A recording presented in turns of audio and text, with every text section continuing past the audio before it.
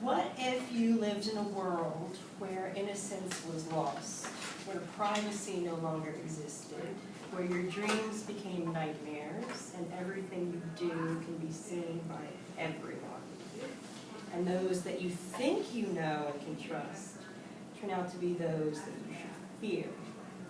All these questions and more can be found within the animated film work of acclaimed Japanese director Satoshi Kon, winner of over 15 awards and nominated for an additional 3. He is considered to be one of the godfathers of animation, alongside others such as Walt Disney and Hayao Miyazaki, Tex Avery, all those famous cartoonists. He had a penchant for doing animated psychological thrillers, and a lot of his work influenced popular movies that we see today, which I will get to later.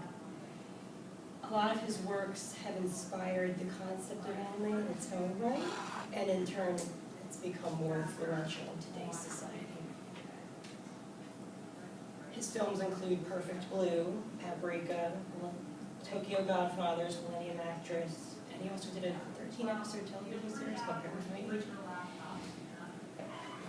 A lot of his films have females as the protagonists, and they sort of go inside their minds and see what's up and sort of humanize them. And it's almost like you could do it with the male as well, but with the female perspective. He said he doesn't see it as one-sided genderism, you know, males are males, females are females. He sees it as a whole different area of,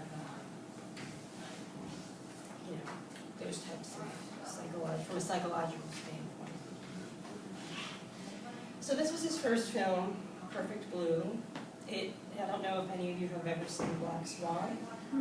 That is the film, one of the influences for Black Swan was Perfect Blue. It tells the story of Mima Kirigoe, who was a pop idol in Japan, like a singer. The thing about pop idols is, in Japan specifically, they're held to have this sort of sacred, virginal, almost purity type to them. And if they do something wrong, their image becomes tarnished. Mima is a pop idol who decides to leave the world of pop idolatry to become an actress, which she does, much to her fans' dismay. And then she goes to do a little bit more risque films, and then she finds herself becoming the target of, blackmailers, saying her image is tarnished, and she's taunted by this alter ego of hers, which is this pop that takes the form of a pop idol, who pretty much taunts her. And she goes on the computer and it has messages that show, oh, she went shopping here today, she did this today, and it kind of creeps you out a little bit. And then people start getting murdered, and there's a serial killer, and you don't know if she's the one that's doing it. It's up to you to figure out what it is. And there's things that are deliberately put in there to fool you. She's shown killing someone, but you don't know if it's actually her that's doing the killing or if it's someone else. It's up to the viewer to interpret it, and that's what I think makes it unique. So,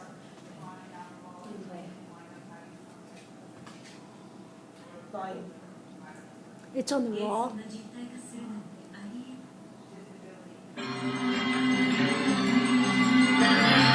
Ariel.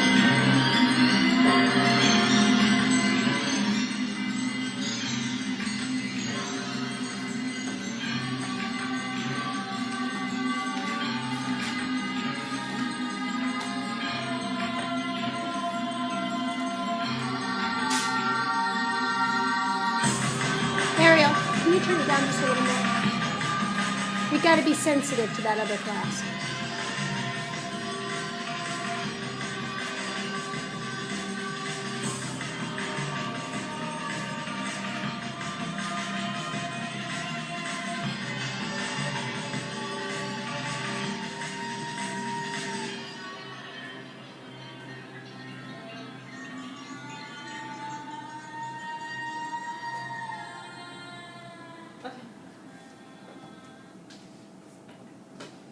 Now, the next film I'm going to be talking about is Paprika, which was one of the films that director Christopher Nolan used in his creation of the movie Inception. I don't know if you've ever seen Inception. What if you could go inside somebody's dreams?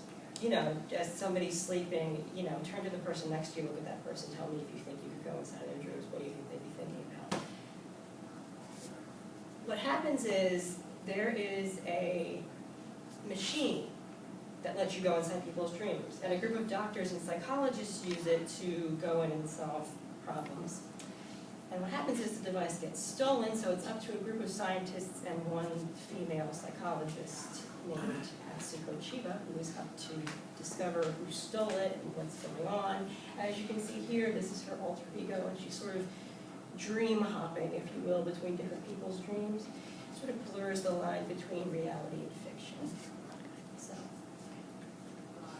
Now, although he did pass away in 2010, he's left a lasting legacy that will never fade. His artistic vision and penchant for blending reality and fiction and dreams together into the subconscious makes him one of the most influential directors out there of this generation and beyond. Nice.